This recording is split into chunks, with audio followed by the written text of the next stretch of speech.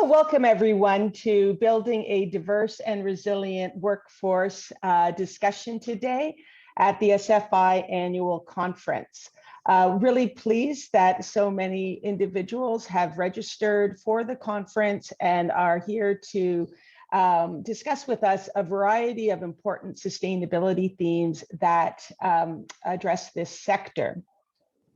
As I mentioned in my opening remarks yesterday, building a diverse and resilient workforce is one of our current passions at SFI and something that we're doing through our network and through our program Project Learning Tree as well. We take great pride in our commitment to helping create the next, well, this and the next generation of future and forest and conservation leaders. And we're just pleased to have so many strong partners that we can work with as we move forward in this way. We're excited about the partnerships that have begun with young people, with employers, mentorship programs and skills development programs.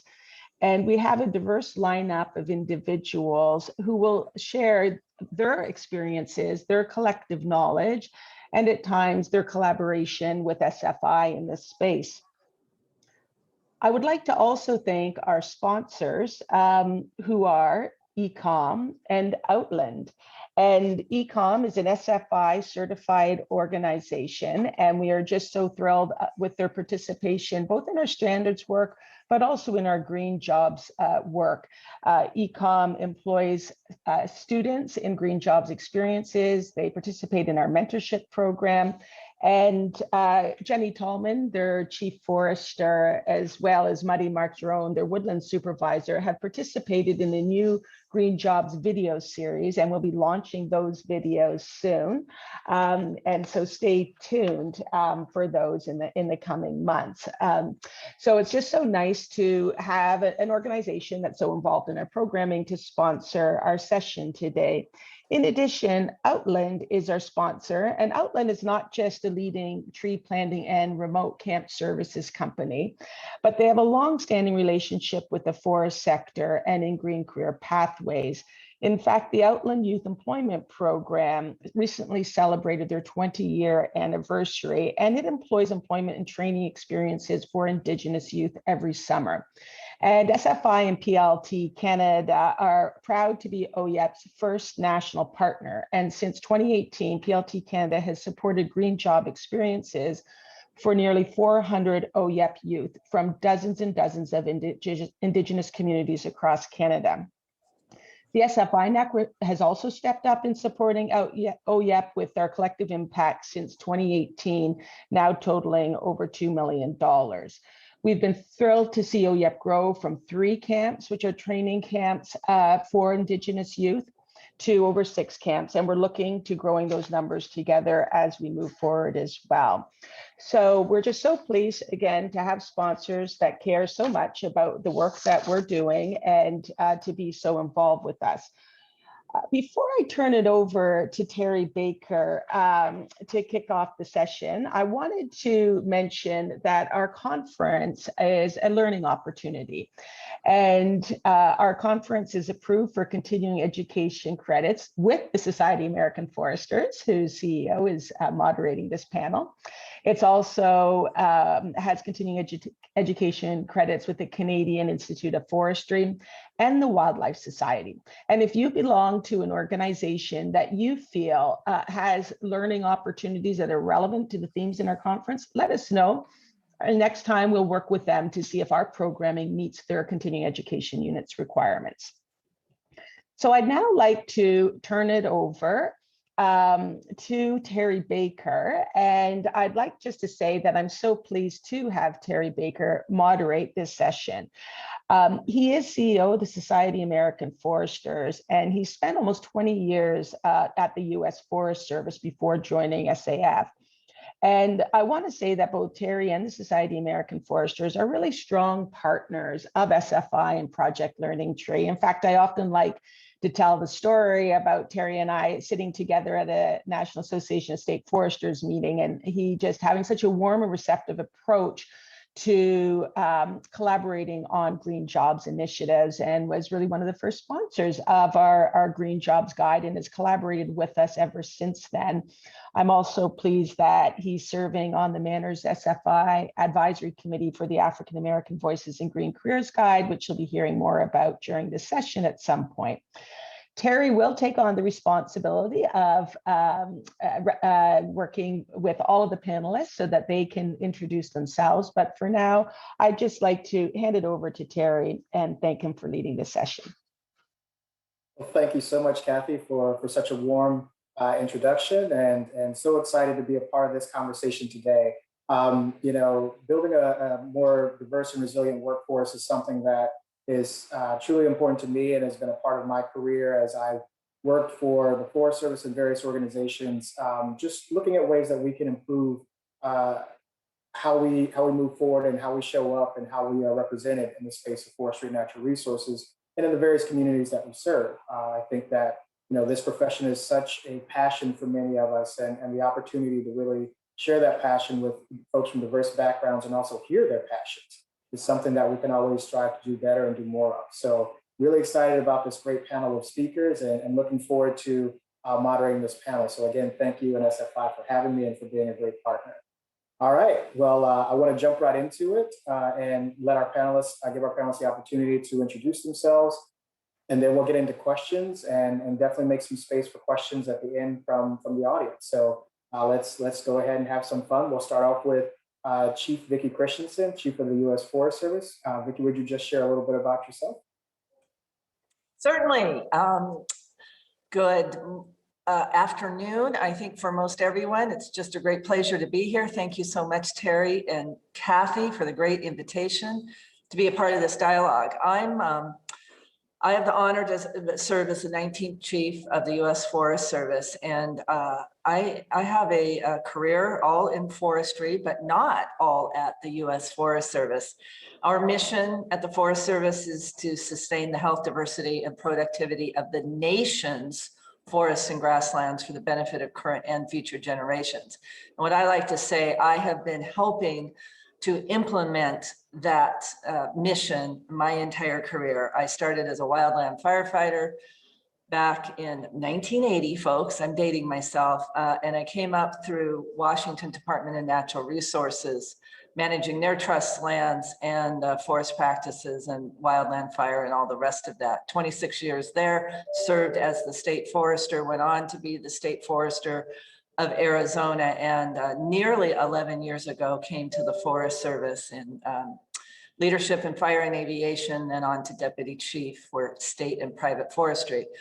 The basic thing for me, folks, is making bridges, building bridges, connecting people to their natural resources, and that means all people. And I'm excited to have a dialogue about that going forward. Thanks, Terry. Thank you, Vicki. Mia Farrell is the Deputy National President with Minorities in Agriculture and Natural Resource Related Sciences, also known as MANRRS, and Assistant Dean and Director for Diversity at the University of Kentucky. Mia, please tell us a little bit about yourself. Yes, thank you so much, Terry, and thank you, SFI, for having MANRRS here today.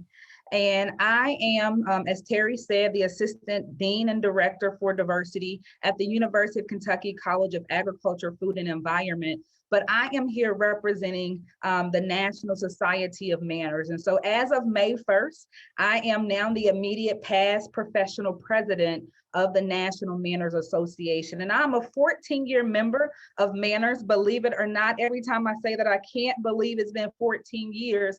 But what I like to say is I am because of MANRRS. And so the organization for me at the University of Kentucky as an undergraduate student gave me that safe space and place where I felt like I belonged and saw people in the community that looked like me, that were very successful. And so for that, I am very grateful for the opportunities that this organization has bestowed upon me. And so MANRRS is a personal and professional development organization that is based out of Atlanta, Georgia. We've been in existence for 35 long years, and the mission of the organization is to promote academic and professional advancement by empowering members from diverse backgrounds and the agriculture, natural resources, and related sciences community. We have over 65 local chapters in 38 states, including Puerto Rico, with a membership of about 2,050 members. And I think what truly makes our organization unique is that we have membership as early as 7th grade through 12th grade, but we also have collegiate members, so undergraduate, graduate students, and then we have our early and our seasoned professionals. And so when you are looking for diverse talent, we have talent at every level on the continuum. And then we also have 2 premier events that we offer annually to our membership, which is our national conference, which takes place in the spring, and our regional cluster, which takes place in the fall. And this truly gives our membership the opportunity to come together for one, gain professional and personal development skills through workshops and tours. We have the opportunity to network, and most important, to interview for internships and full-time positions. And so this is an organization that is truly feeding the pipeline of diverse talent in our community. And so it's an honor and privilege to be here, and I look forward to sharing more knowledge with you all today. Thank you so much, Mia. Next, we have Amy Rose, and she is the Manager for Indigenous Relations at Canfor. Amy, tell us a little bit about yourself.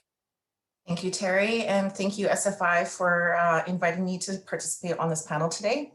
I do want to start off by acknowledging that I'm on the traditional territory of the Lheidli T'enneh. So that's here in British Columbia, Prince George, Canada. It's really important when you're starting speaking engagements with that type of protocol, because it provides acknowledgement and respect to the Indigenous groups in which we reside and we operate. And so it always sets us up in a really great way. Our president and CEO, Don Kane, starts us off with that as well, whether it be internal communication or external, he always starts off that way. And it really just sets the tone in a good way. So I'll start in Insikwa, Epichiniminewe, Danamaya, Ayayan, Nogom, which means in my Soto language, hello, I hope everybody is doing well today. I am a proud member of Cody First Nation, which here in Canada is in Treaty 4, which is Kamsack, Saskatchewan area, about 20 minutes from the Manitoba border. My position within Canfor, so I'm the Indigenous Relationships Manager. I've been with Canfor for 6 years now, but I've been in Indigenous relations for about 13. So I'm kind of dating myself as well in a variety of different disciplines. It's obviously a very strong piece to my heart. I'm very passionate about what this topic brings and what it means. When I think about SFI and all the good work that takes place with SFI and our relationship with SFI, when I think about, from an Indigenous lens, there's a huge overlap when it comes to the values that are shared. As original stewards of the land, like Indigenous original stewards of the land, sustainable forest management is close to our hearts. So working with SFI for all these years, it's a perfect linkage for us. What my lens for today's discussion is going to be from an Indigenous lens. And I'm really looking forward to sharing with you the journey in those 6 years of my employment so far with Canfor, where we started and where we're going, and all the cool programming that's taking place as a result now that the company is gaining more readiness as we continue down our journey. So I'm looking forward to the discussion and hearing from everybody else and the questions that are going to come my way. Thank you. And it's Thank you so much, Amy. And last but definitely not least is Shuya Huang. Shuya is a youth network intern with Project Learning Tree Canada. Please, Shuya, tell us a little bit about yourself. Thank you, Terry, and hello, everyone. Let me just begin with thanking SFI for raising this critical subject to such a large audience and giving me this opportunity to share. My name is Shuya Huang. I am a young professional who has been working in the environmental nonprofit sector for over 4 years. In June 2020, I became a newcomer in Canada, moving here from China. And I am currently a youth network intern at the Project Learning Tree Canada. In March, I supported PLT Canada's Green Jobs After Everyone workshop series, which attracted close to 700 youth, and a quarter of which are youth with backgrounds of being a newcomer, Indigenous, and/or living with disabilities. And for those who are not really familiar with the terminology newcomer, newcomer is actually a Canadian term for immigrants who landed in Canada for less than 5 years. Just to show the great potential of the newcomer labor pool, currently the annual immigration in Canada amounts to around 300,000 new immigrants, and about 13.5% of us are actually unemployed and vastly underemployed. Being a newcomer youth myself, I try my best to bring the newcomer lens to the team, as well as to bridge green jobs to newcomer youth in my network, which has helped them expand their knowledge and increase their enthusiasm about the green jobs. And I am extremely proud of being a part of PLT Canada and applaud SFI organizations here at this panel and others for starting programs to support diverse youth. To introduce a bit more about PLT Canada, just to echo what Cassie has said, since 2018, PLT Canada has placed over 3,500 youth in green jobs, including over 1,500 youth in 2020. We also placed over 500 Indigenous youth from over 80 different communities. And I personally, with the help of PLT Canada Green Jobs Funding, have also introduced 5 of my newcomer friends to green job opportunities. We also understand the requests of our youth network via surveys and interviews, and we've also been able to respond to them and created professional development opportunities for them, including our mentorship program, which has supported over 200 participants in national and Indigenous cohorts. We've also been able to support over 140 Indigenous youth to obtain advanced skills training and hosted virtual professional development events for over 900 attendees. And I'm so glad to be here. Thank you so much. Thank you, Shuya. That was really, really helpful, very, very informative. And thank you to all the panelists. We'll start jumping into our questions now and just looking for some of your insights and experiences, because it will be, so informative and helpful, I know, to all of our participants here today. So we'll start off with a question that all of us can answer, and I'll just kind of go down the line and touch base with folks along the way.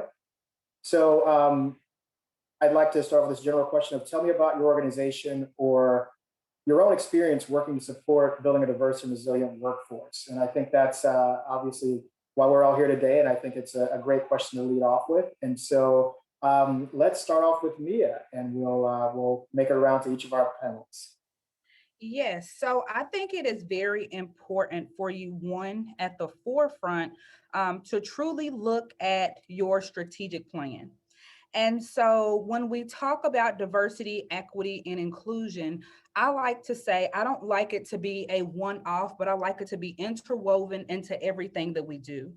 And so when you look at diversity, equity, and inclusion, and you look at your hiring processes and look at who you're hiring, it's very important for you to, one, know who is at the table and what processes you have had in place, but also what resources do you need in order to make sure that, one, that my employee feels like they belong to this organization. And so I like to hone in and say that we can recruit diverse talent, but we cannot recruit diverse talent without having effective retention mechanisms in place.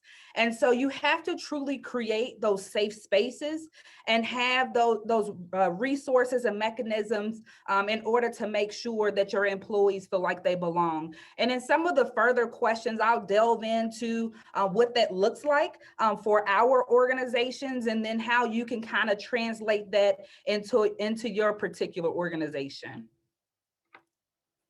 Thank you, Mia. Those are some great points. It's all about being intentional, as as I like to say at times. So, Amy, what would you describe as some of the work that Canfor has been doing, or just work that you've done personally to try to create a more resilient and diverse workforce? So first of all, I'm already totally loving this conversation.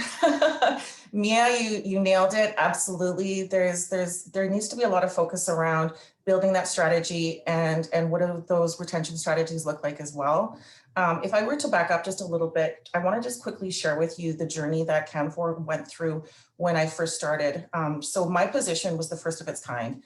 And I worked for a predominantly white, middle-aged, male workforce. So coming in as a young Indigenous woman in my field as a manager of Indigenous relationships, it was a tough slog, and I knew right away that I had to build team. I had to create that support network for myself, and have people that were speaking on behalf of the overall intention of why my role is there. So I built team. I created an Indigenous engagement working group.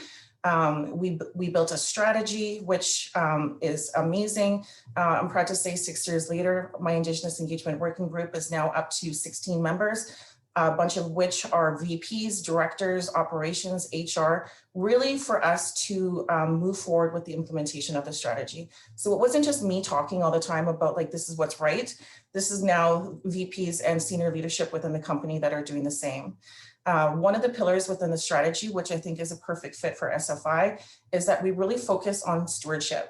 And again, as I mentioned, the inclusion of Indigenous people within our company by default it's already a perfect fit for sustainable forest management because that's built within ourselves.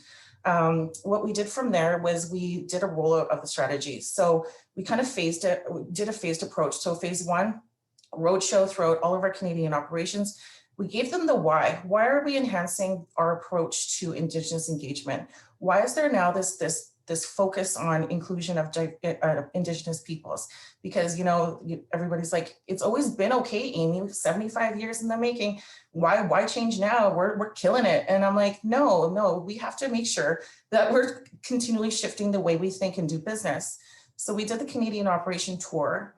Currently, right now, what we found from phase 1, so the tour, is that wow, there were some really eager participants that are just willing to share their experiences within Canfor, and immediately I was like, you guys are champions.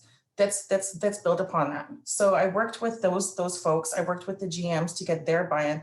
And again, this whole entire movement is around education and buy-in. You got to have everybody on the same page, and information sharing is like a key component within that. So we built the champions. Awesome. Now we're like, okay, so now we have to educate everybody about what inclusion of Indigenous peoples look like. So we created Indigenous cultural awareness and understanding workshops. We started with senior leadership. We moved into having mandatory involvement of our champions as well. And that was our goal for 2020. Now we're moving into 2021. 100% of our Canadian operations undergo this training. We're currently at 82%. Thank you, COVID, because everything's virtual now. We've had sessions that are upwards of 100 people. So we're breezing through this, which is fantastic. And now we're moving into kind of phase 3, which is the regional action plans. And so once everybody now feels like, okay, I got a good sense of what the strategy is, why it's important to understand how Indigenous people are different. Now we have to figure out, okay, how do you participate? How do you start taking for us so that we all move in the same direction at the same time? So we're currently working with our regions at the moment. We've got teams on staggered all over the place to really just continue to spread the message that inclusion of Indigenous peoples means that at the end of the day, I hate to say it this way, but from a business perspective, you can't have access to fiber without relationships with Indigenous peoples, hands down. So sorry, that was a ramble, but I think you get the picture. No, Amy, those are great comments. And I wanted to thank you for pointing something out that I think is so critical and ties to Mia's point.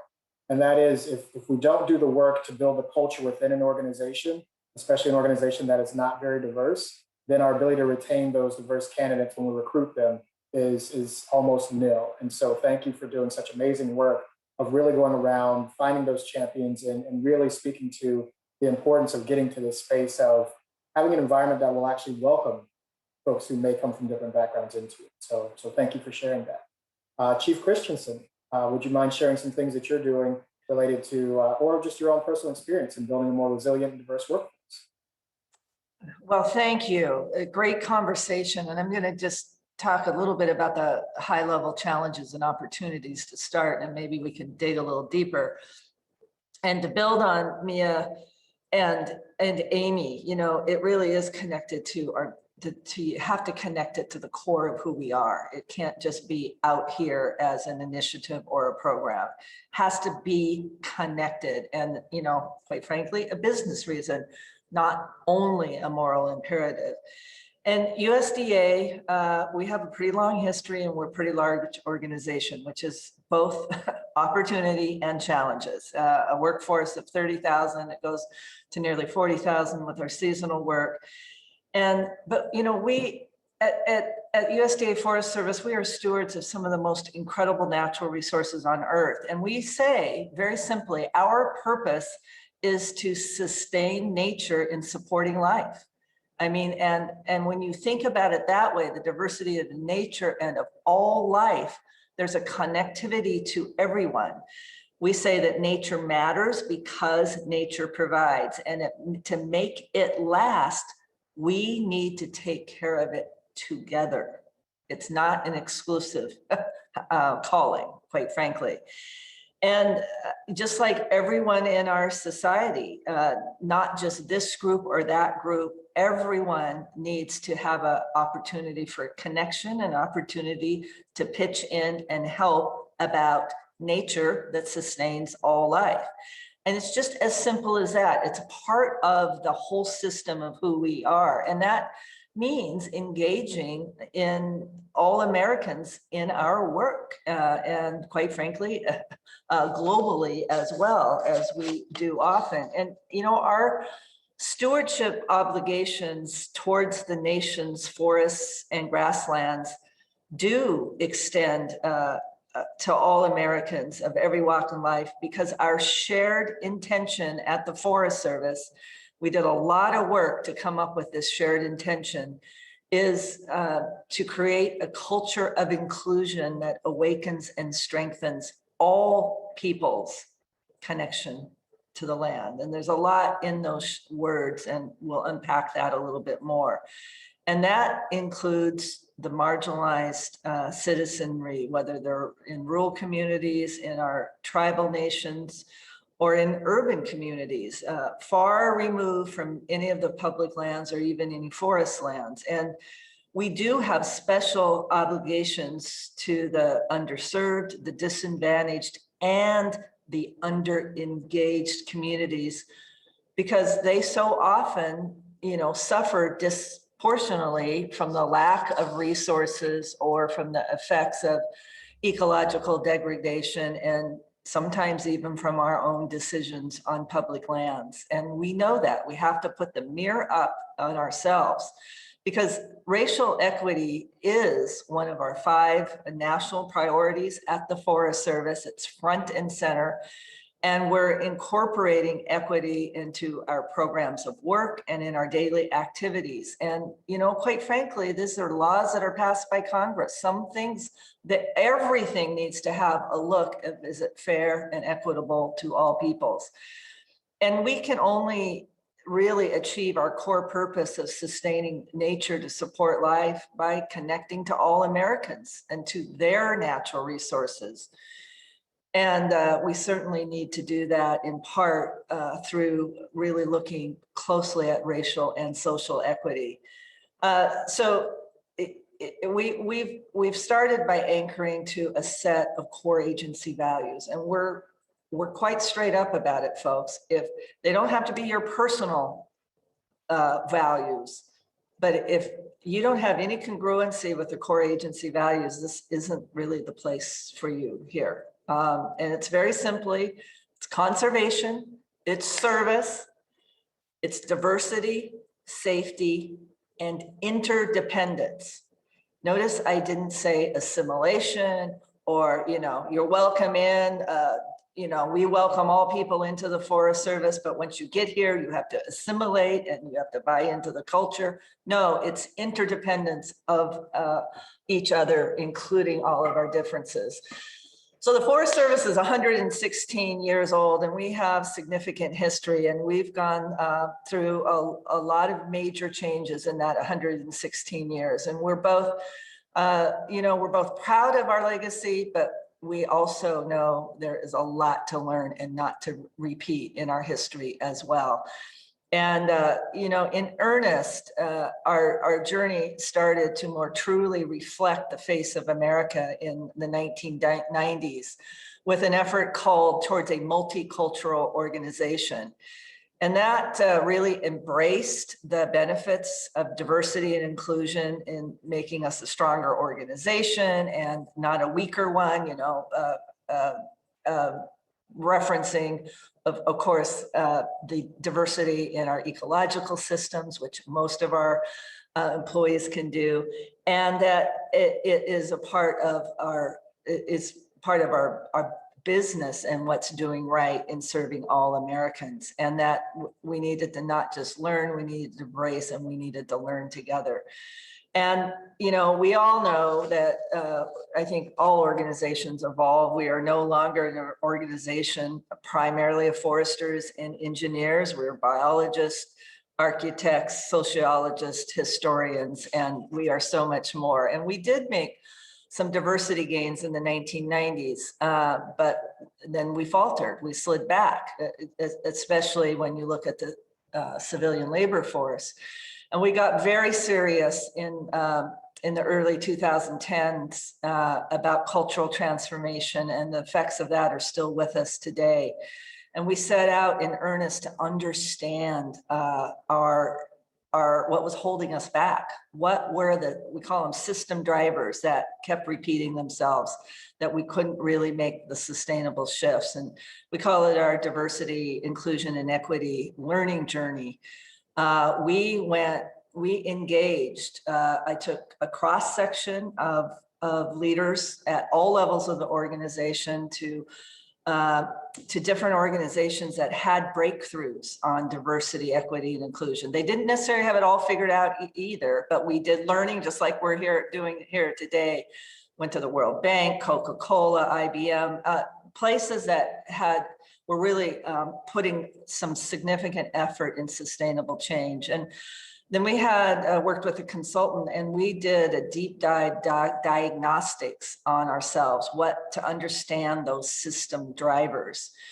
And, a lot of subcultures in the agency and not one shared intention. And from those learning journeys, and I won't go into the whole story, but a whole bunch of learning, we came together, a group of 10 of us, and I wasn't chief at the time, but I was led this group to come up with this shared intention of creating a culture of inclusion that awakens and strengthens all people's connection to the land. And the entire National Leadership Council, 40 of the leaders of the organization, we stood at the Lincoln Memorial. We read Lincoln's second inaugural address, and then we stood around the spot where Martin Luther King gave his "I Have a Dream" speech. And we set ourselves up in the north, south, east, west cardinal directions, because that's so much meaning to Indigenous people. And we repeated 4 different times in each cardinal direction. Those of us that had developed the intention to statement in a ceremony of sharing it across the agency. And then we went out and shared it across all of our work units. And it wasn't just a slogan. We had to really understand what it meant. And from there, then we went on to establish, we call it "This Is Who We Are," being a values-based, purpose-driven, relationship-focused organization, and what we stand for. And it's all centered around these core agency values, again, diversity, conservation, service, independence, and safety. And now we're on the journey of, we can't just say it, we have to live it, and we have to change our structures and our mechanisms, our reward systems, our acumen and you know, our capability to really learn how to be a values-based, truly inclusive organization. I could go on and on, but I'll stop there about a little bit of the touch points where we're at with our exciting but difficult journey at the Forest Service.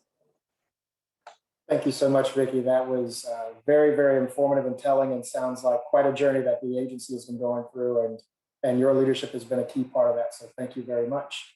So Shuya, please share with us some additional thoughts or experiences that you've had in trying to create a more diverse and resilient workforce. Yeah, I want to echo back to my panelists in the aspect of business development. And we all know the workforce is facing upon the retirement in the upcoming years. And I want to circle back to my stats where there's 300,000 new immigrants coming to Canada per year, and about 13.5 of us are actually unemployed. I personally have been underemployed just because I had to have a stable income to support myself financially. I went and took a restaurant work for over 6 months, and while actively looking for a green job. But it is really important to engage the newcomers, and ultimately the newcomers, even though I'm mentioning newcomers or my conversation is revolving around newcomers, I believe my points are also relevant to other diverse youth. We just need a chance. Like, please, I would like to ask employers to give us opportunity just to prove ourselves.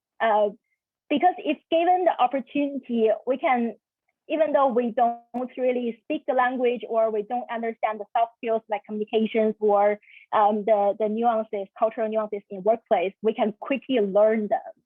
And I would like also to ask the employers in the hiring practice to increase flexibility in accepting foreign credentials and international working experience, because those are major barriers for us to come into a new country and the new workforce. And those years of local experience requirements are actually really intimidating for us. And that's one of my or our community's biggest barriers going into the sector, feeling not so welcomed in the sector because we don't really necessarily have the local experience. And if there's one point I want the audience or the panelists want to take home is, please change your perspective of the newcomer or the youth. We're not like, we are highly educated people. We have years of experience internationally, and we have something to offer. Please change your perspective and value ourselves as valuable worker and contributor to the workforce. And that is if there's one thing that I want everyone to take away from is that, yeah, thank you. Thank you so much, Shuya. Those are some great tips and tricks, and definitely a good reminder, I think, to a lot of employers in general, and just how we approach potential employees and what they have to offer to our organizations. Thank you so much. Amy, can you tell us a little bit of what Canfor is doing to make Indigenous youth feel supported in their jobs, and any tips and tricks in addition to that you might pass along to folks listening on the call, or even some of our panelists as well? Oh, where do I start? There's so many cool things. I'm just so proud of Canfor. I love the fact that Kathy made mention of the OYIP program. So we were not only a sponsor, like a financial sponsor, but we brought in a massive cohort of Indigenous youth to explore our JDL nursery, take a tour of the mill. We had senior leaders present to them. It was a really fruitful experience for them. And what ended up happening is we just thought to ourselves, like, okay, why don't we take some of those individuals and hire them at the JDL nursery as just even a jumping off point. Get them kind of acquainted, and it's almost like we were treating it as if it was an elongated interview process. If they were coming to work on time, if they met the safety standards and the lifting standards and everything like that, why don't we ladder them into other areas of our company, right? Because oftentimes, and this is another thing that we were taking a deeper dive into, is do our qualifications actually match what the position requires? Sometimes there's false barriers that come into play, like grade 12. You need a grade 12 to start as a production line employee in a mill. Do you really? So it forced us to do kind of like an audit of what we actually need to perform job functions. And so through the WIP experience, that's kind of like what we started to do. And so we've had some pretty good uptake on that for sure. Another really cool thing that's come into play when we start talking about, centralized systems and everybody has to apply online and that kind of thing. When I think about, and this was something that I pushed really hard on when I first started with Canfor, because I wore kind of like the employment and training hat as well. A lot of Indigenous communities are in the bush. There's oftentimes no internet due to socioeconomic conditions. Oftentimes people don't have computers. Having minutes on your phone, that's a thing for a lot of Indigenous, peoples. And so trying to apply online, those were a ton of barriers that we were just facing over and over and over again. So as a result of that, what we did was we created an Indigenous talent program. We hired somebody to take over that hat of mine, who's also Indigenous, who is my co-facilitator for the cultural awareness workshops. She is she's a trainer. So what we're doing now is we're rerouting the way that Indigenous people can apply for Canfor positions. So she provides a crazy wraparound service, everything from pre-screening to helping with updating resumes, because of oftentimes Indigenous people, and I think it's a people thing. I shouldn't say it's an Indigenous thing, but she helps them update their resumes from a Canfor perspective, so that the hiring managers can identify, okay, this makes sense to us. She helps them through the interview process, so pre-training with the interviews, that kind of thing, and then she provides the ongoing support as they kind of get into their positions. And so there's a ton going on there. It's very much supported by the entire company and my Indigenous engagement working group. Again, the VPs, everybody's like totally on board with this. And what we do, which is kind of fun, we hold people accountable. So we do diversity metrics, and we actually break it out from all of our operations. And so if Billy Bob Mill over here is still at 10%, and Sally Mally over here is at 25%, this is going to be reported out. So, and we as a culture, we're very competitive with each other. So, yeah, that's it's fun. it's cool to put people on the hot seat. So, there's times, we have a brand new Infinity group, or AKA an Indigenous resource group, that gives a safe space for just Indigenous people. We have one for Black as well. We have one for women as well, to come together and talk about things that are similar values, similar lived histories, but also it provides a space for us to talk about, okay, how do we ladder? What are your goals, within the company? How do you want to achieve those goals? So oftentimes what I do, just on my own, it's just by nature, I do reach out to people and be like, hey, how is your onboarding process going? How do you feel? Just to kind of have that touch point. Now we have a formalized approach with this resource group, which I lead. And it gives that space for people just to be like, man, I felt a little bit racism over there.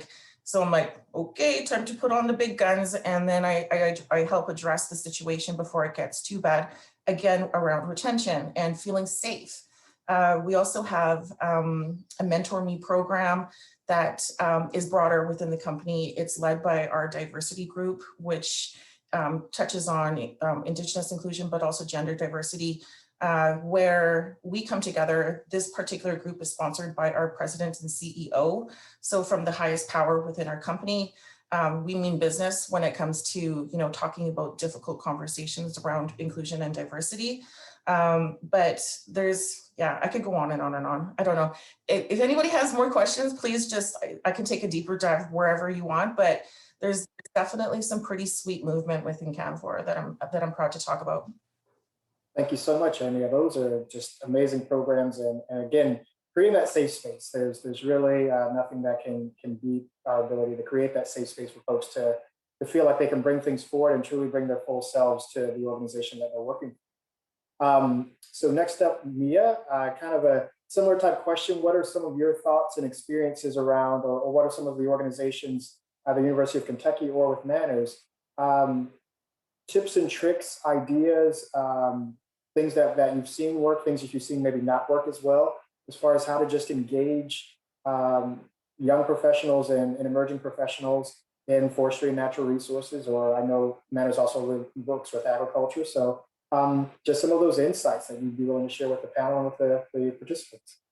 Absolutely. And Amy really hit on a lot of the things that we have been working on, which is great to hear and see.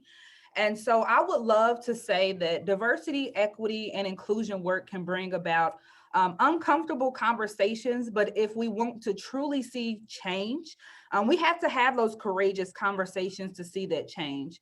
And I like to say you have to be comfortable being uncomfortable in order to grow.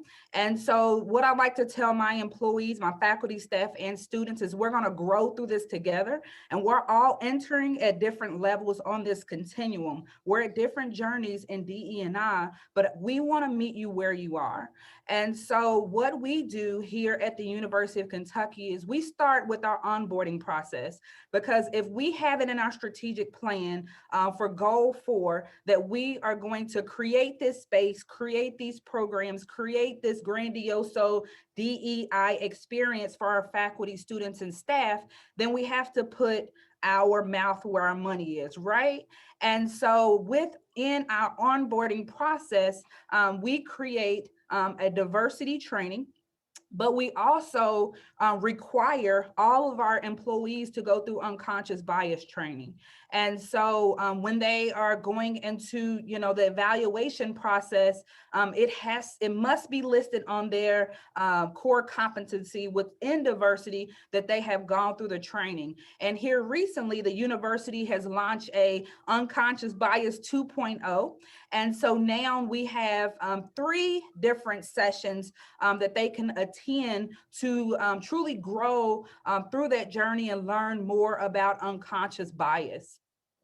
We also truly look at who is on our leadership team. How are we preparing our faculty, staff, students to truly matriculate through our university, but also to be in leadership roles? And so I will say that I'm a proud undergraduate of UK College of Ag, Food and Environment, and now I am on the leadership team here within the college. And so I was a 4-H youth development educator, then I was in HR for extension, and now I'm here. And so they truly have helped me to develop me to truly get me to where I am today. And so we look at different mechanisms in making sure that we are diversifying our leadership team, because we know our country's becoming more diverse, but also when we have diverse perspectives and people from diverse backgrounds, it brings so much rich conversation and so much true change. And that's what we want to see within our organization.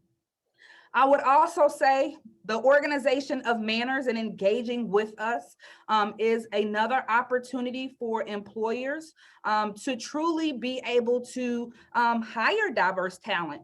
And so I do not like to hear, I don't know where to go, I can't find diverse talent.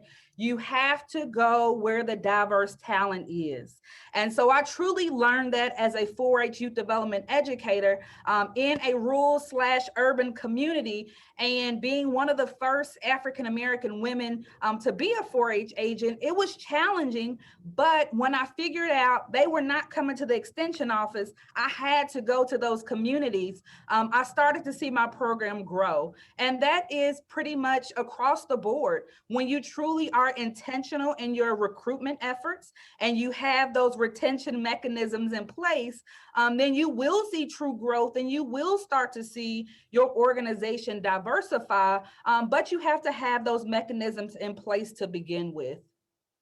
I would also say that here in our college, about a year ago, we wanted to start some type of educational seminar and truly bring in awareness around diversity, equity, and inclusion. We here in our college is the only college here at the university that has an Office of Diversity.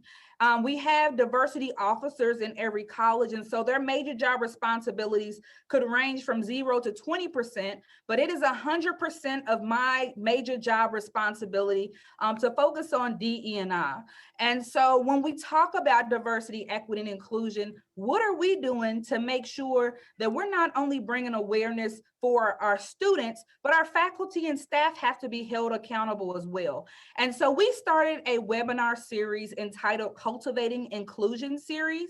And so each month on the first Thursday, we have different presenters that come in that focus on different identities, different challenges, how to mitigate challenges and things like that when it comes to DE&I, so that we can come together as a community and really work through these challenges, because we know although we have an office that supports our faculty, students, and staff, we still have to make sure that everyone knows it's their role as well, and it's not just our office's role to do that. I would also say through our MANRRS and Junior MANRRS program here at UK, it is used as a recruitment and retention tool. And so we have had a Junior MANRRS program for about 9 years here at the university. And over those 9 years, about 20% of the students who have attended the Junior MANRRS program then became UK Cafe students. And then they became members of MANRRS. And then we have a cooperative, being a land-grant institution, we have cooperative extension service. And so we want our students, every single student, to have an internship. So our students, I tell them, you're not going to go home and relax for the summer. We need to make sure that we are gaining skills and making sure we have internships or studying abroad or doing research during the summer. And so many of our students then become extension interns, but then in turn become full-time employees with cooperative extension. And so we have created that pipeline there. And then lastly, I would say, it's important that we have diversity, equity, and inclusion as a true budget line item. And I know many times organizations say, well, I want to do DE&I work. And I say, okay, well, show me your budget. And then you see, you know, other departments, 100,000, 200,000, 300,000, DEI 25,000. But you want me to save the world, right? And so it's very important, if we truly want to be equitable, if we truly want to see awareness, if we truly want to see change, we have to put our money where our mouth is. And we have to have those funds allocated like we do for every other department for the efforts and for the office, if we truly want to see that change. And so those are some things that I have seen. And there's a long list that is not inclusive of all, but some of the top tier things that I think that you could start with that is low hanging fruit. Those are some powerful remarks, Mia, and so well needed to be heard by everyone. And challenges, I think that everyone on the panel, as everyone's nodding their heads, that folks have come up against and have to work through and navigate. And I think that's something that's great for folks to hear on the call as well. You know, I have a bit of the luxury of being a moderator and a bit of a participant. So if it's all right, I'll add a couple of my 2 cents in on this particular piece around tips and tricks and things that we can all make an effort to do, you know, just do better in this arena, and things that I've started to work on within SAF. as a professional association, SAF's 121 years old. And so, like Chief Christiansen mentioned, a long history, and that creates a lot of opportunity. That also creates some challenges and things that you have to work through. That can make it difficult to look in that mirror at times, but it has to be done. I think one of the things that we've done over the years in particular is we've had a diversity scholar program, and I think it's a little step, but an intentional step. And that is creating scholarships and opportunities for students of diverse backgrounds to participate in our national convention. And that convention usually, has 1,500 to 1,600 professionals from all across the country. And just that space to create not only a network, but also to just see the vastness of forestry and natural resource management and what opportunities are out there. Fortunately, no one held it against me, but I was one of those scholars almost 20 years ago. And, with being a scholar and not getting yourself into too much trouble, you can be the CEO of SAF. But it was one of those opportunities that really gave me the space to engage with a wide network of professionals and incorporated and created the space for me to move throughout my career within the Forest Service and then into this role with SAF. And I think that as I pass these things along to folks, the ability to be intentional, it's come up in several ways in several aspects of the comments that have been shared, be it hiring, be it retention, be it recruiting, all these pieces. The concept of being intentional about this work is so key and so foundational. We're actually looking at that diversity scholar program with what we've learned from the pandemic and having 20 years of history. How do we make it different? Are we meeting our goals? What are our goals? Let's be honest. Have we had them, or have we gotten to become a bit complacent and just kind of gone through some of the motions? It's those being willing to have those conversations, being comfortable, being uncomfortable, as we also put it. These are all aspects of doing this work within DEI that we all can and should learn from, and be, and create that safe space for ourselves to say, hey, we haven't been great on this, or we don't really know what we're shooting for. We're just shooting for something. We're all shooting for things in different directions. So I think that I'd offer that up, and I'd say to any of the leaders that are participating today, in particular, one thing I'll mention that I've done since being in this role as the CEO of SAF. When I go to various events, conventions, just like this SFI conference when it was in person, more often than not, a lot of the white male participants will walk up to me and just start a conversation. And that's great. And I'm not saying that's anything wrong with that, but something that I intentionally do is I intentionally make a point to engage female participants and students. And it's because there's that feeling of, oh, I shouldn't approach that person. Oh, they're so busy. Oh, they have this really high position and I shouldn't bother them. And those participants have just as much right to my time as anyone else. And so again, that little piece of being intentional and the connections I've made, either for someone who ended up working for me actually in this role, or for folks who've ended up serving on our national committees and possibly on our board of directors, it just makes a world of difference to take that time. And I know we have so little time as leaders, but that little piece of being intentional can be so meaningful for folks. So I did want to share that couple of thoughts. And I know we have some questions from the crowd, so I want to get at least one of those in, and before we move on to some final comments. But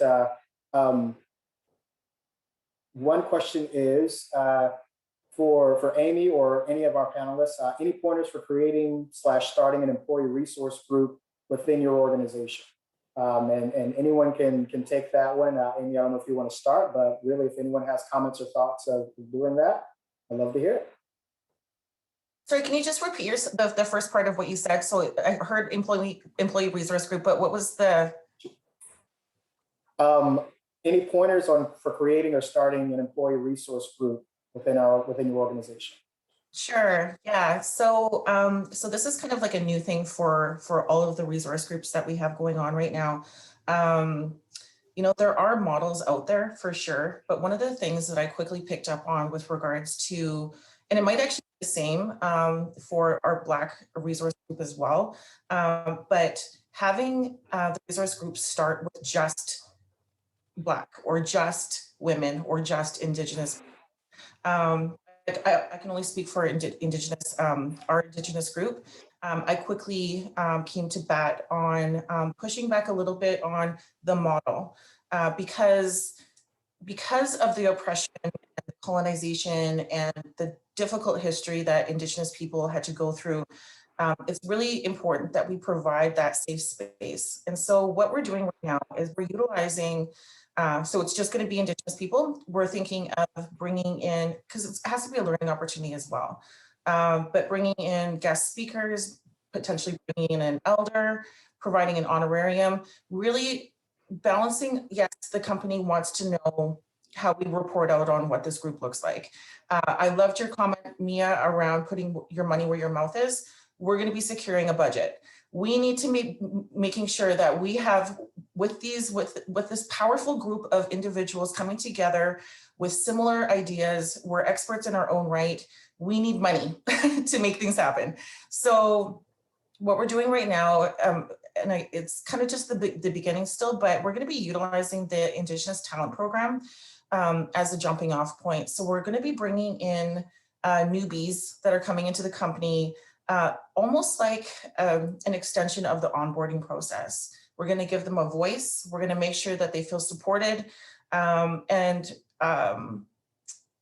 Yeah, so, and I guess what we were thinking, we were going to like do a launch. So we were going to like create this poster and we were going to say, hey, yeah, rah, rah, rah. But when we quickly realized that, no, this has to be Indigenous led. And for now, not to say in the future, because obviously there are people within the company that are in support of the movement, if you will, the movement, you know, maybe just kind of going through a different chain of communication to start, I think is a great idea. If you like, for those of you who have a talent acquisition department, certainly utilize that. There's systems that I'm assuming all of like aspects of your companies that have systems where you can access, you know, certain data. I would reach out to that. Certainly have a cross-sectional group of people for sure, just to provide different aspects and perspectives. But that's my take there. It's still brand new, so feel free to reach out to me. I can definitely keep you posted on how this all works out. Thanks so much, Amy. Other thoughts on the panel related to starting a resource group or support for folks within your organizations? Chief Christiansen, I know you have the particular, I can't remember the name of it off the top of my head. Special emphasis programs. Special emphasis programs, but any thoughts around how you support those types of programs or those groups within the agency and help and how they help with our process of being more inclusive? Yeah, very similar to Amy. It's not a one thing. It's an and. Certainly giving groups of similar backgrounds a place to gather and to share support and quite frankly, grow the safety, the safety that we want all people to feel across the organization is really important. And we don't force it. We help facilitate it, right? You don't have to put yourself in this category, that category. But if that's a safe anchor place to go, whether it's Asian American, Pacific Islanders, I mean, whoever it is that there's an association. And there's many ands, but just one and is very similar. We have, cultural competency. If we, unconscious bias, cultural competencies, if you come from it as a place of humility and learning, not gotcha, you were not sensitive to who. If you come at it that way, we all have so much space for learning, right? And it's creating that atmosphere of true dialogue. And I also absolutely agree with Mia in tips and tricks I was going to share. There's many things, but she called it, and I say this as well. You have to be comfortable with the uncomfortable conversations. Or I also say we cannot address or we cannot fix what we don't know or we can't talk about. And we have to go deeper and be able to talk about it, right? Whatever it is, cultural competencies, unconscious bias, how to truly be an ally, harassment in the workplace, bullying, all of it. we have to be able to uncover what does our young generation, how do they really see the world? I mean, we have to have dialogues. And so opening up the space and creating the humility to be uncomfortable in even opening up dialogue. That is like the biggest, if I had to say one or two things, and especially for an organization that has a long history, we are not starting from a clean slate, and it uncovers tough stuff, folks. We call it our hard truths, and it's some stuff you don't want to hear. But just because you don't want to hear it doesn't mean it isn't there. So you have to surface it. In our diagnostic dialogues almost 10 years ago, some of our hard truths was diversity is optional. It's not essential to productivity. Diversity limits earned and rightful job assignments. Diversity does not equate to relevance. And innovation occurs independent of diversity. We had to put that up and say, this is what many in our organization think, and this isn't what we stand for. So dialogues don't just automatically bring the healing, but you have to uncover what's going on in your organization. So all of that, to get back to the question about work groups, the and is we're getting better at dialogue, and it's expected. It's not training. It's not being talked at. There might be a speaker or something that is going to pop open and uncover stuff in this sense of shared learning and cultural competence, unconscious bias and whatever. But we have an inclusivity learning series, and it's attended by several hundred people. We do them pretty in depth every other month, and it's amazing what kind of open space it's creating. So there's that cross interdependence. You need both, and then that sets the expectations. And as leader, I set the expectation. Not just me, all of our leaders set the expectation. This isn't just an extracurricular thing. It's not required, but it's part of the metrics, it's a part of the accountability, it's a part of everything that we can't just say we stand for this, but our actions have to follow it. And to the point about resources, there may or may not be a budget. Like I took over as chief under great controversy at the Forest Service. We had the spotlight shining on us. And I said, we have a practice in our safety culture. When we have a bad accident, we do a stand down, right? We take a day and we stand down and we look at the safety review. And we, juxtapose that, and we called it a stand up for each other. And 25,000 of our employees, we stood up for a day, and we introduced our code, and we call it our code and commitments, because it's our commitments to each other, not just the code of conduct, the code of commitments. That was uncomfortable for a lot of people, but it revealed so much stuff. So we have to keep at it. It's not a cookie cutter. It's not a one size fits all. We're going to take 2 steps forward and 1 step back. We can't let that just call it failure. We have to keep going and keep making progress. Sorry, Terry, that was a little long. No, that's great. Thank you so much for those comments. It's there's so much there, and so much that we can take from this, because it's not easy. And like you said, it's just not straightforward. And it's something that we all, this is a journey. There's no better way to put it. It's a journey, and there's not a particular metric that says, hey, I'm diverse, but you're going down this path to make things better and to improve things. So thank you for those comments. So I want to start moving us towards some final comments. So I want to ask each of our panelists to think about an answer for really about 2 minutes, but a chance to really share some thoughts. As we heard from Kathy, SFI's mission is to advance sustainability through forest-focused collaborations. All of us work with SFI in some way related to the collaborative efforts to just improve things and make things better, and not only and the stewardship of forests, but also related to our ability to address this diverse and resilient workforce that we've been speaking about the past hour or so. So I'd really like to just hear some thoughts around a key collaboration that you have with SFI. I know for us at SAF, it's been a great opportunity to work both with their Green Jobs curriculum and guide, and that's been something we've been happy to partner with them on, as well as creating a teaching youth and communities about forests that is featured on our Forest Ed website, online learning platform that we connected with Project Learning Tree to do. And we love SFI so much that we actually moved into their building. But it's a great partnership. It's always great to be a part of the creativity that comes with SFI and to be a partner. And so we'll start off with you, Shuya, to add some thoughts on partnering with SFI and things that you feel are truly important that the organization's working on. Thank you, Terry. And I'd like to go back to the resources question.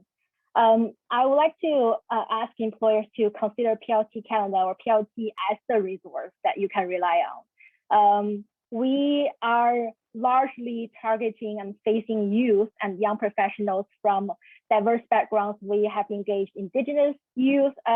Newcomer youth is a fairly new topic, but as other diverse youth, and the eMARRRS we had the Green Jobs for Everyone workshop series is well received. Is not because we have a workshop series for the youth. We have actually developed and created a mutual channel for conversations.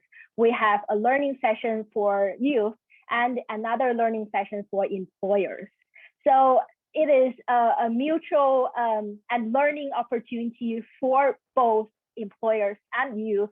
And also because we face so many great youth from diverse backgrounds, we can easily reach out to the youth group that you are looking for, and we're creating the mentorship programs. The newest one is starting in September, and we're trying to engage as many youth as possible, just to introduce the green jobs to the youth and from youth to the green job workforce. So I would like to encourage employers to consider us as a resource, as well as we also have the Green Jobs funding, which can directly support the budget question or the finance question that's directly related to the employers.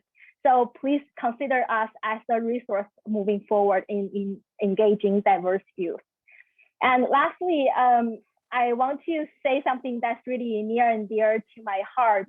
And I know there's support involving the Black Indigenous communities. And I would like to also encourage employers to consider Asian and Latin American communities as well, because we are a large population who make a large percentage in the immigration in North America, not only in Canada, but in the United States. And this is really a market that we can really tap into. And yeah, just like create a open dialogue, learn and embrace the culture. Yeah, and just that would be my final thoughts and conclusion in my diversity topic. Thank you.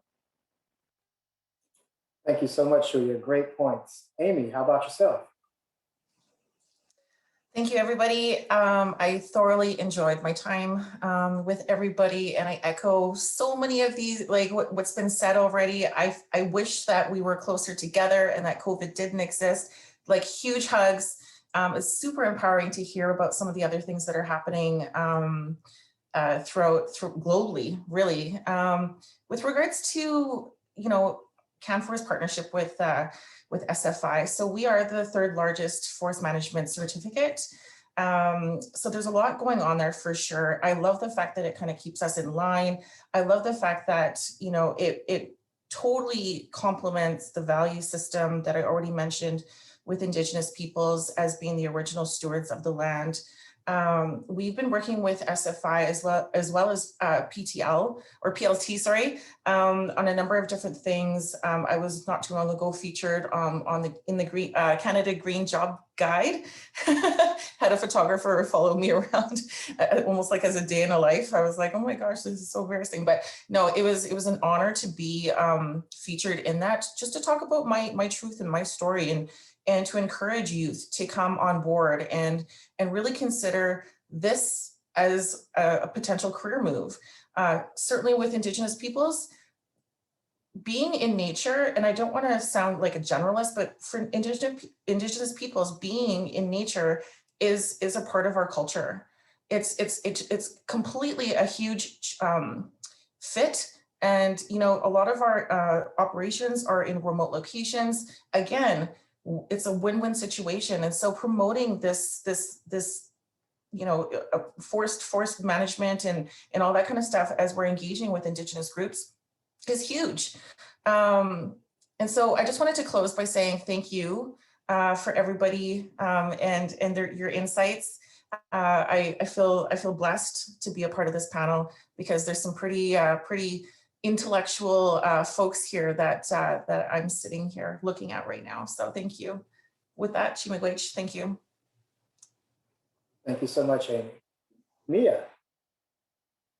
Yes, so MANRRS has been very blessed to be able to work with SFI. Every time I get on a call with Kathy or other staff, I'm like, you are like a breath of fresh air, because it's kind of like everything that I have thought of that I'm like, I want to do, we need to do. It's kind of like SFI is already like, let's do it. And so during my presidency last year, I wanted to raise the voices of African Americans in the ag and natural resources space. And lo and behold, about a few months ago, Kathy reached out and said, well, Mia, we have the opportunity to raise the voice of African Americans in green careers. And I said, Kathy, absolutely, we want to be a part. And so MANRRS and SFI is partnering to develop an African American Voices in Green Careers Guide, which I am one of the co-leads with Kathy. And we have 8 amazing committee members, including Terry, on our committee that will guide this work. And so the guide will highlight green career pathways for African American forest and natural resource professionals, with the focus on showcasing a variety of forest and natural resource professions, explore the importance of career pathways, and most importantly, will include stories from African Americans narrating their own journeys, challenges, and inspirations.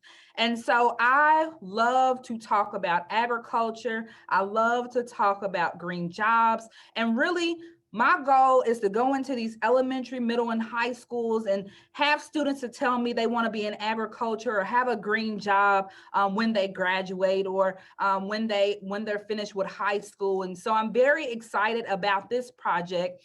And then also this past year, Rocco Saracena, he did a webinar for MANRRS that focused on growing future forest and conservation leaders with green jobs. And most importantly, I am truly looking forward to coordinating a mentorship and green jobs program in collaboration with SFI in the near future. And so I just want to say I am grateful for the work that we're doing and looking forward to what is coming forward. Thank you so much, Mia. And we'll close out with Chief Christiansen. Well, thank you. Very, very inspirational. And, you know, I know we're short on time. So all of the above, the Forest Service is very pleased to be a part of a collaborator and a partner, from the very progressive work with Project Learning Tree to really touch all people, to the African American Voices career guide, all of that.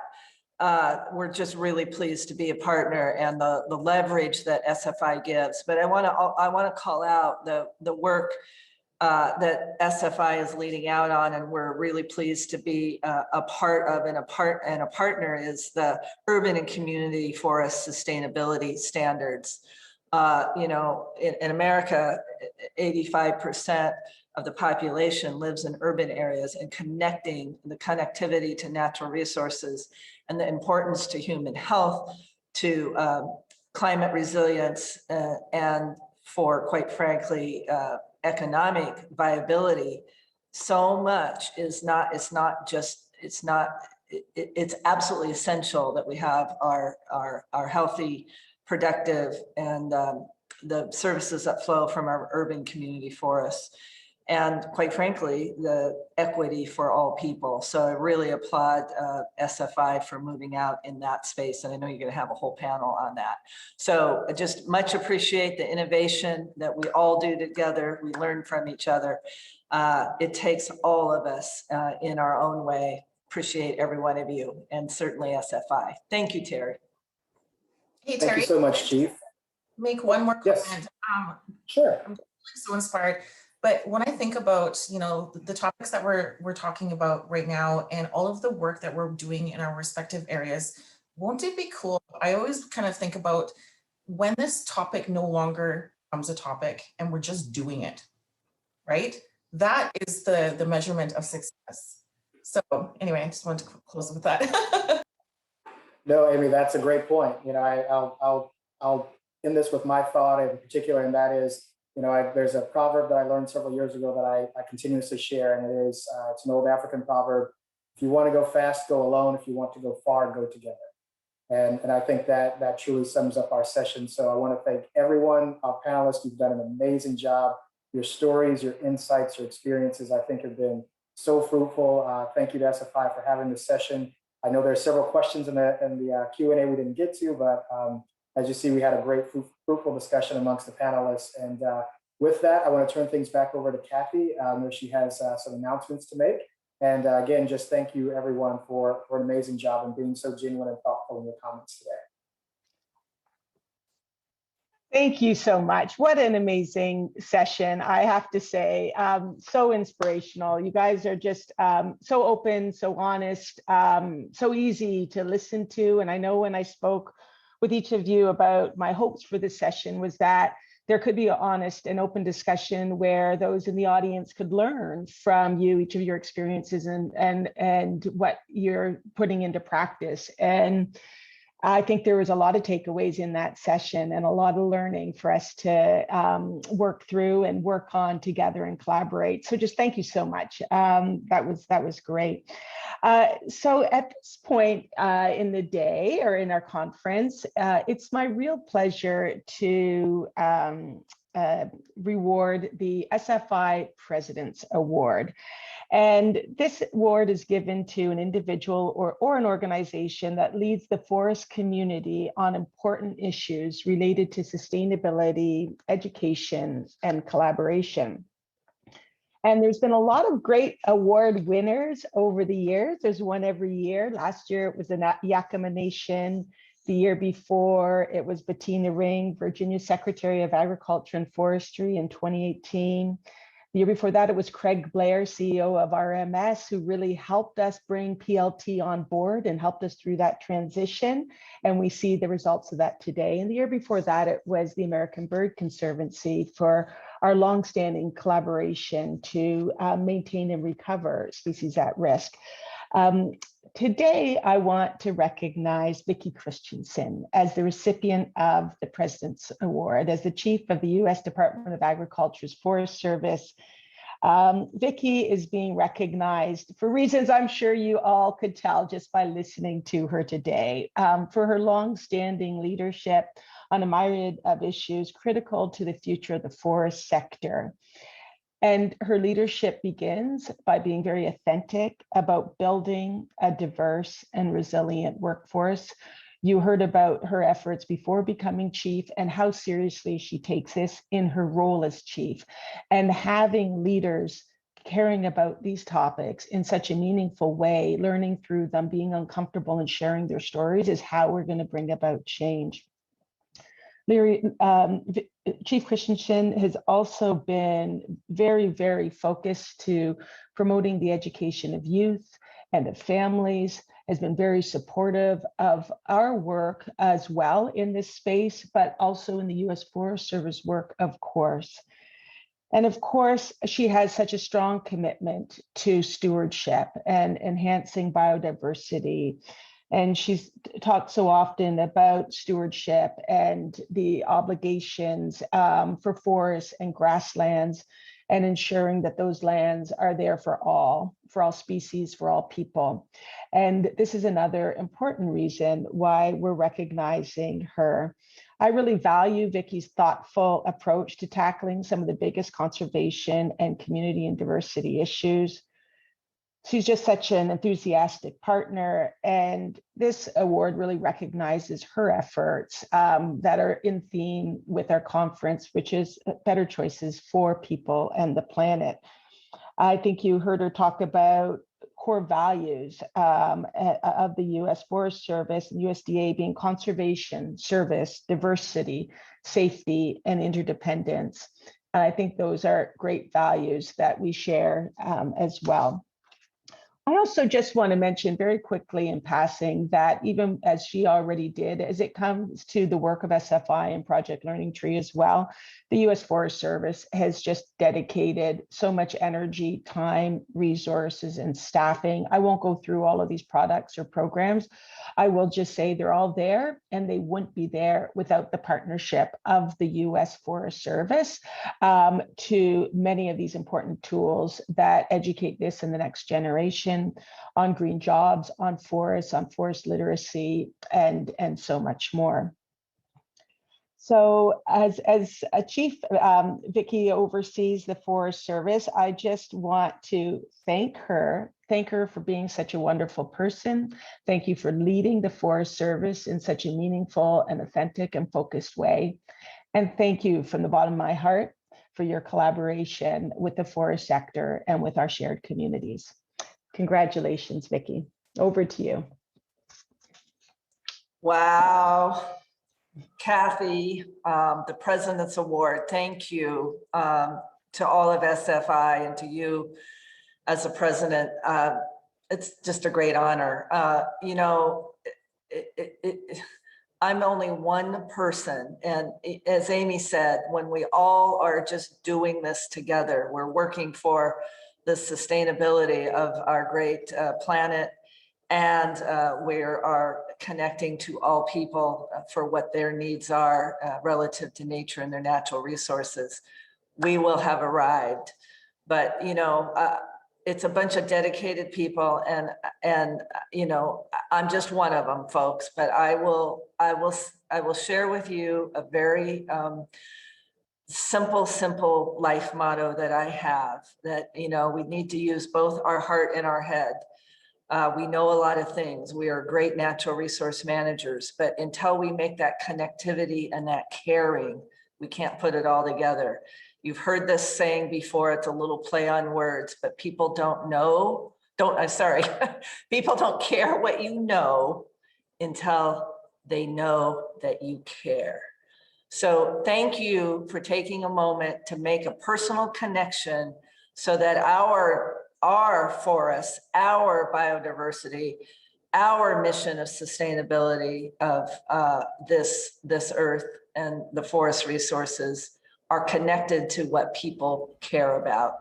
And you all have shown me how much you care. Thank you for this very, very, very nice award. It's very much on the top of my list. Thank you, Kathy. Well, thank you, Chief Christiansen. Thank you, Vicki. So pleased to have you as such an important partner.